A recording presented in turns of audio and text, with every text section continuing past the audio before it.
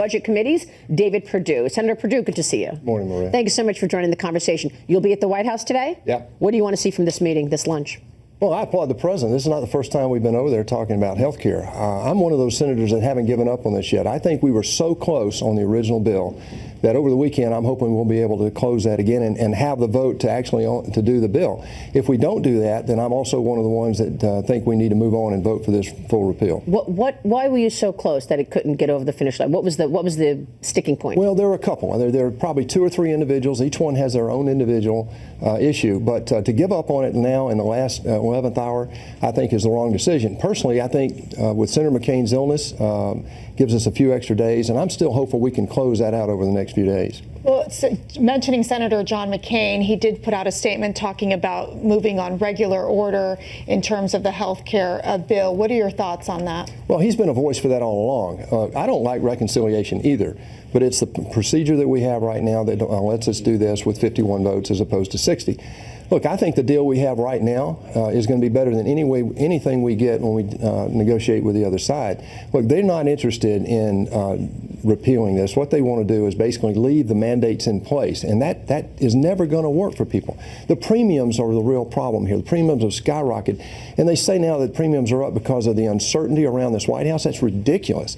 You know, look, we're up over 100% over the last 2 years alone. In my state, we were just told that the one carrier in 96 counties is going to go up over 40% next year.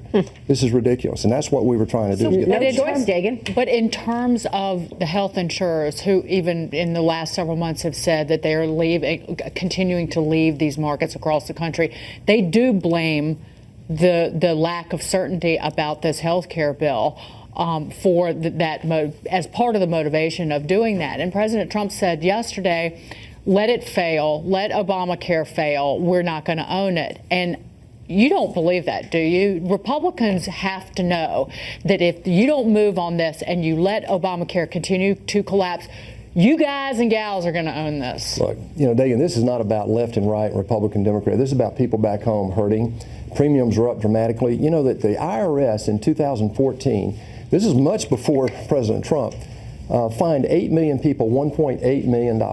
And the irony of that is 85% of those 1.8 million people make less than $50,000 a year, and 25% of them, or half of them rather, make less than $25,000. That's the problem. We're all responsible for getting this right. How do you feel about your colleague, Shelley Moore Capito? The first sentence of the statement that she put out yesterday was, "I did not come to Washington to hurt people." That is a slap in the face of other Republicans, because it suggests that the bill that you were putting out there was aimed at hurting people. Sounds like a Democratic talking point. Children will die. She must have seen that Democrat bumper sticker when she was at home over the July 4th holiday. Well, I can't comment on her statement, but I will say this. My observation after 2 years coming from the business world is that the self-interest sometimes trumps national interest. And I see that in every issue we take up here. The drive to get reelected is profound in this place. This is one that we've got to get this right. I'm not willing to give up on this yet because people back home are really hurting. Do you think there's a dysfunctional Republican Party at this point, that it's so divided that the conference simply cannot come together? You know what was dysfunctional? We had a supermajority in 2009 and 10, crammed Obamacare down our throat, and now millions of people are hurting.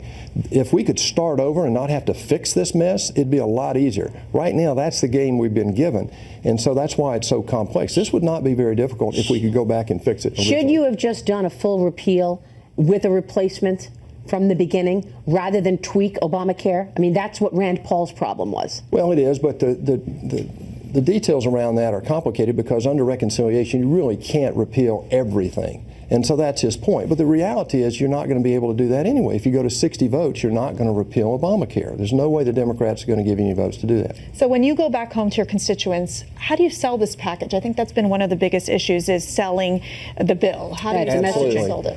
Access. Right now, they're afraid of losing access. Premiums they know have skyrocketed. They're losing their insurance because they can't afford the insurance. 3 is we put Medicaid on a long-term sustainable path. And 4, we protect pre-existing conditions.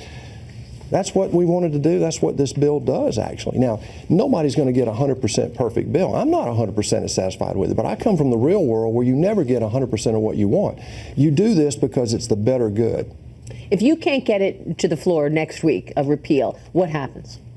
Well, that's a great question. You know, right now Obamacare lives, and you see more and more people losing insurance. This thing is collapsing under its own weight. The reality is Congress has to do something sooner or later. I think the bill that we have in the Senate right now is the best alternative we're going to have in the next. So, and you're going to be here for the first 2 weeks. You're not. Absolutely. You're not taking the recess. Well, we sent a letter. Actually, 10 of us sent a letter to the leadership, and to their credit, they responded and said they're going to keep us here at least the first 2 weeks of this 5-week state work week or break. Do those Republicans who are opposing this bill, do they realize that Obamacare will be status quo, that they are supporting Obamacare by doing this? Well, that's the question. I mean, what's the expectation here? If you don't like this, what's the alternative? In the real world, in the business world, you guys talk about every day, you deal with options. Right. Well, we have 2 options, Obamacare or this deal. That's why it's important to have at least that repeal vote, because if you vote against repeal, then we know in this country that you are voting to keep Obamacare in place. Try and run on that. Target on your back. Agreed. Tax reform, you think it happens this year? You got to get health care done. We don't have a choice, but we've got to get going. I mean, we only have something like 44 days, and that's if we work Fridays after September 30th. We're not going to get to it before September 30th. We got to fund the government. Do you want the border adjustment tax in there? No, absolutely not, under any circumstance. We will leave it there. Senator Perdue, it's good to see you. Yeah, great to see Thank you. you so much.